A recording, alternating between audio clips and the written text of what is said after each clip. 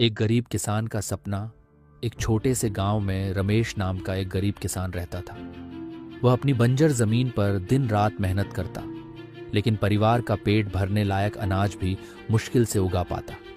इसके बावजूद उसके मन में एक सपना था कि वह अपनी सूखी जमीन को हरे भरे खेत में बदल सके, जिससे वह परिवार का भरण पोषण अच्छे से कर सके और एक खुशहाल जीवन जी सके। एक दिन रमेश को अपनी जमीन पर एक पुराना सूखा हुआ कुआं मिला। उसने सोचा कि अगर इसे और गहरा खोदा जाए तो शायद पानी मिल सकता है। गांव वालों ने उसकी बात सुनकर उसका मजाक उड़ाया। ये रमेश, तुम क्यों अपना समय बेकार कर रहे हो? इस कुएं में कोई पानी नहीं मिलने वाला।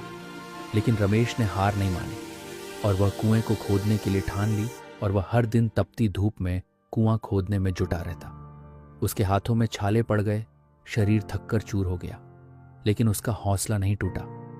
कुछ दिनों तक वह खुद पर भी शक करने लगा, लेकिन फिर वह अपनी सूखी जमीन को देखता और खुद से कहता, हर बीज को उगने के लिए पानी चाहिए और हर सपने को पूरा करने के लिए मेहनत। कई हफ्तों बीत गए और आखिरकार उसकी मेहनत रंग लाई। फिर एक चमत्कार हुआ। कुएं से पानी फूट पड़ा। रमेश की आंखों में खुशी के आंसू थे।